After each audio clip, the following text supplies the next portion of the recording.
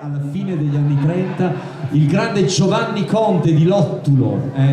Ci sono documenti che attestano i suoi viaggi in giro per l'Europa insieme alla sua ghironda per suonare in maniera ambulante per le strade e per le piazze d'Europa. Allora, in memoria anche di Giovanni Conte, e ringraziamo tra l'altro la magistra Simonetta Baudino per aver riportato dopo tanti anni la ghironda in Valmaira. Vi suoniamo il pezzo più antico del nostro repertorio, che è un Branle des Chevaux dalla seconda metà del 1500, questa bella melodia.